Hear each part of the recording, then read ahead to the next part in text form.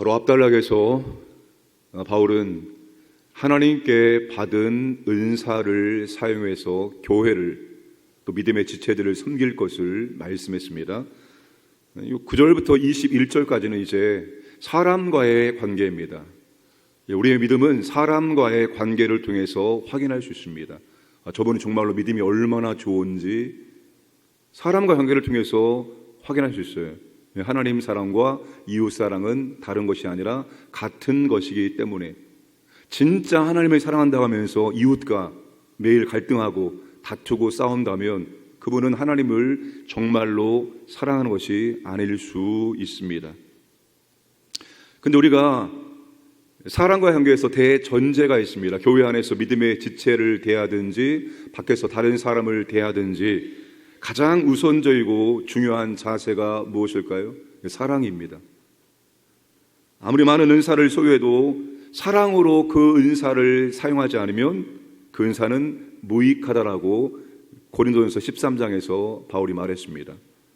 갈라디아서 5장 22절에 성령의 9가지 열매 가운데 첫 번째가 뭡니까? 사랑입니다. 사랑. 로마서도 마찬가지입니다. 바울은 사랑이 전제된 은사 사용, 진실한 사랑이 전제된 서로의 섬김과 교제를 강조하고 있습니다. 9절에 그래서 사랑에는 거짓이 없나니 악을 미워하고 선에 속하라. 왜 우리가 교회 안에서 섬김과 교제의 대전제가 사랑이어야 할까요? 왜 사랑이 중요할까요? 우리는 그리스도의 십자가를 통한 하나님의 사랑을 받았습니다. 근데 그 사랑은 어떤 사랑입니까? 무조건적인 사랑, 일방적인 사랑, 계산 없는 사랑을 이미 받은 존재입니다. 우리가 언제일 때? 죄인이었을 때, 그리고 원수일 때 하나님께서는 그리스도를 통해서 우리에게 무조건적인 사랑을 베풀어 주셨습니다. 우리는 이 십자가의 사랑의 근거에서 다른 사람들을 섬기고 교제하고 사랑해야 되는 것입니다. 다시 말해서 우리의 사랑이 십자가의 사랑을 반영해야 한다는 것입니다. 그리스도의 사랑을 나타내야 한다는 것입니다.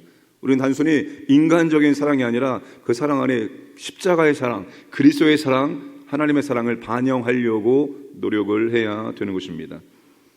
그 사랑이 여러 가지 표현이, 사랑이 어떻게 여러 가지로 표현될 수 있는지를 지금 10절, 11절, 12절, 13절에서 말씀하고 있습니다. 먼저 교회 안에서 믿음의 형제 자매들에게 사랑은 표현되어져야 합니다. 내가 얼마나 교회 안에서 믿음의 지체들을 사랑하고 있는지 점검해보는 시간으로 한번 삼으시기 바랍니다. 첫 번째 10절 말씀을 보시면 형제를 사랑하여 서로 우애하고 존경하기를 서로 먼저 하고, 육신의 가족을 대하듯이 영적인 가족도 동일하게 대해야 합니다. 사랑받기를 기다리지 말고 내가 먼저 하자입니다. 받는 것보다 주는 것이 더 낫다라고 주님께서 말씀하셨는데 먼저 하라고 말하면 먼저, 이게 10절에 먼저 하며가 굉장히 중요하죠. 우리는 먼저 하기보다도 받은 만큼 하게 되어 있기 때문입니다. 그 사람이 나를 사랑하면 나도 사랑하고 그 사람이 나를 미워하면 나도 미워하고, 이게 대부분 인간관계의 모습입니다. 그런데 주님은 말씀하십니다. 먼저 하라, 먼저 하라, 먼저 하라. 이 사랑대로 모든 영적인 이것들은 전부 다 훈련으로 되는 것입니다. 영적인 것이라고 해서 기도하고 있으면 갑자기 안 되던 것이 되어지고 풍성해지는 것이 아니라 영적 훈련도 여러분 훈련입니다. 훈련은 여러분 반복, 지속할 때 그것이 쌓여지게 되어지고 그것이 더 확장되어지게 되는 겁니다. 사랑도 마찬가지고 섬김도 마찬가지입니다. 계속 섬김의 훈련을 감당할 때 섬김이 자연스러워지는 법이지, 어쩌다가 한 번씩 섬기면 섬김이 굉장히 힘들어지고 어색해질 수 있습니다. 먼저 사랑하는 것입니다. 자, 11절 말씀을 보시면 부지런하여 게으르지 말고 열심을 품고 주를 섬기라. 그러니까 슬럼프에 빠질 때가 있죠. 게을러질 때가 있습니다. 이 두 가지를 이걸 해결할 수 있는 방법이 뭘까요? 슬럼프에 빠지고 게을러지는 방법을 해결할 수 있는 두 가지 방법을 지금 11절에서 제시하고 있습니다. 첫 번째가 뭡니까? 열심을 품으라입니다. 열심을 품어라. 그런데 여기서 열심은 인간적인 열심, 혹은 내 의지로 한번 열심을 해보겠다, 이런 의미가 아닙니다. 푸니마티 제온테스입니다. 푸니마티 제온테스, 성령으로 계속 뜨거워져라입니다. 여러분, 인간적인 열심이 아니라 성령께서 우리의 마음을 계속해서 뜨겁게 달가줄 때 우리에게 열심이라는 것이, 열정이라는 것이 나올 수 있는 겁니다. 그러니까 성령 충만하지 않으면 주님을 위한 열심이 나올 수가 없습니다. 여러분, 성령을 불에 비하여, 뜨거운 불. 그러니까 성령께서 우리를 뜨겁게, 계속 우리의 마음을 뜨겁게 해줄 때 우리에게 열심이 식지 않습니다. 그러니까 성령 충만하지 않으면 열정이 식어지게 되어 있습니다. 열심히 식어지게 되어 있습니다. 성령이 날마다 우리의 마음을 불을 지펴줘야 됩니다. 내가 주님을 위해 살아야지, 내가 주님께 영광되어야 되지, 이런 마음으로 우리를 뜨겁게 만들 때 우리가 신앙생활을 뜨겁게 할 수 있습니다. 근데 그래서 우리가 그렇게 열심을 품는 목적이 중요합니다. 그 목적이 뭡니까? 주를 섬겨라. 주를 섬겨라. 무슨 말입니까? 주님을 의식하면서 주님께 하듯.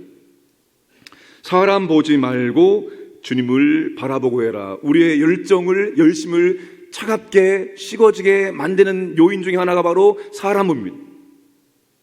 사람으로 인해서 우리의 뜨거운 열정이 식어질 수 있습니다. 그러니까 사람을 보지 말고 주님을 바라보라. 주님께 하더라. 나는 주님을 위해 사는 것이다 라고 생각이 됩니다.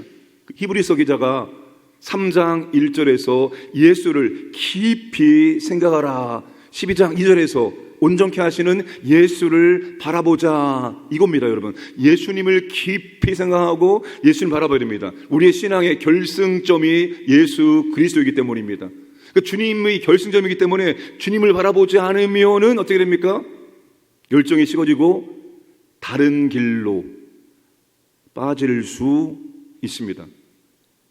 한참 열심히 하다가 어느 날 갑자기 보이지 않는 분들이 계십니다.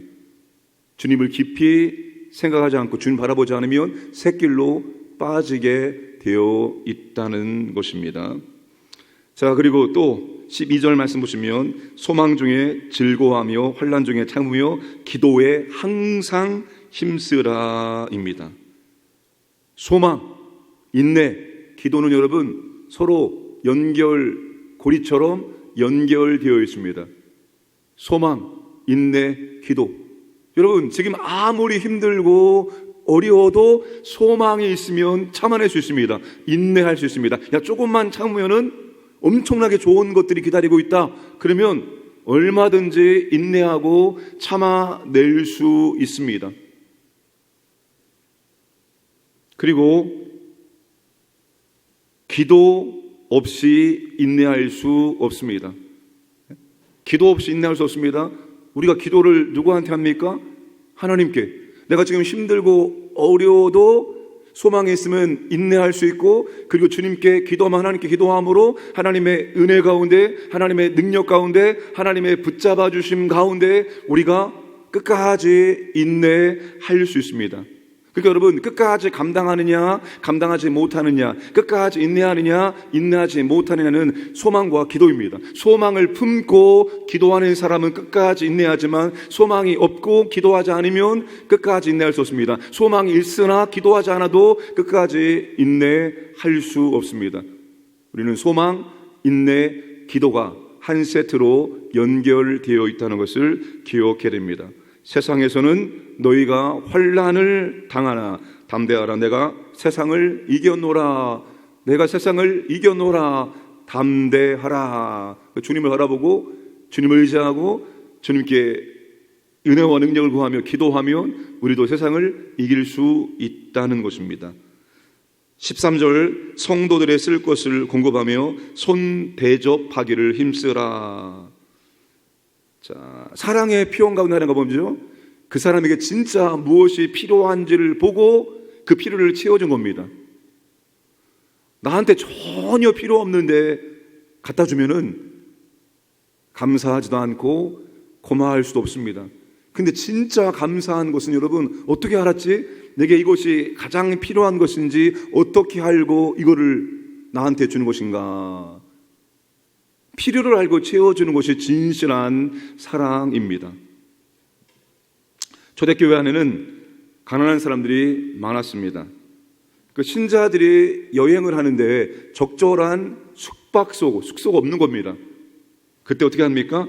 동료 신자들의 집에 신세를 질 수밖에 없었습니다. 핍박으로 인하여서 유랑하는 신자들이 많았습니다. 그런 사람들을 집에 재워주기도 하고 그런 사람들에게 먹을 것을 제공해주는 그런 손대접을 의미합니다.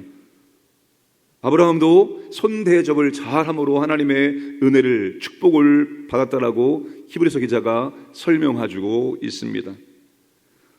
여러분, 신자가 어려움에 처한 동료 신자들을 돌보는 것은 그 사람에게 하는 것이 아니라 누구한테 하는 것입니까?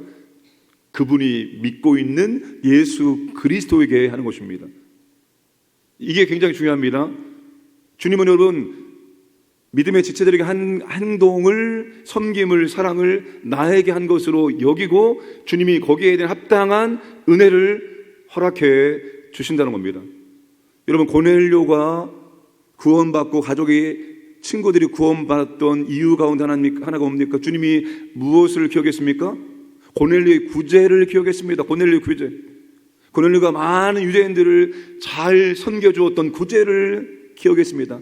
다비다가 죽었습니다. 그런데 하나님께서 베드로를 통해서 다비다를 살려냅니다. 다비다가 어떤 일을 했습니까? 주변의 사람들에게 구제를, 섬김을, 도와줌을 잘 했다라고 말하고 있습니다. 여러분, 주님은 우리의 모든 사랑과 섬김을 기억하시는 분입니다. 기억하시고 우리에게 은혜를 베풀어 주시는 분입니다. 그러니까 여러분, 우리가 하는 모든 것들이 주님께 하는 것입니다. 주님께. 냉수 한 것이라도 섬긴 자에게는 선지자의 상이 있을 것이다 라고 말씀을 하고 계십니다.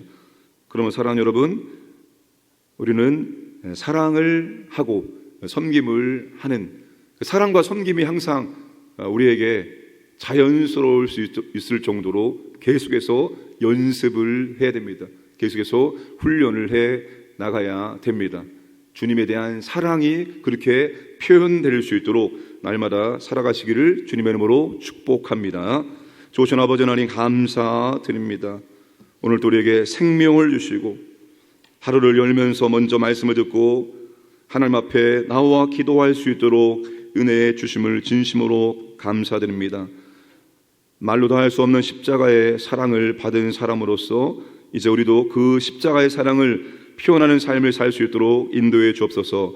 가장 가까운 가족들부터 교회 식구들, 우리 이웃들에게 십자가의 사랑을 표현하며 그리스도의 사랑을 전달할 수 있도록 우리를 사용하여 주옵소서. 그 사랑과 섬김이 자연스러워질 때까지 계속 훈련할 수 있도록 은혜를 베풀어 주시고, 특별히 아버지 하나님 주님을 바라보고 그리고 성령의 은혜 가운데 우리가 이 모든 사랑의 사역을 감당할 수 있도록 인도하여 주옵소서.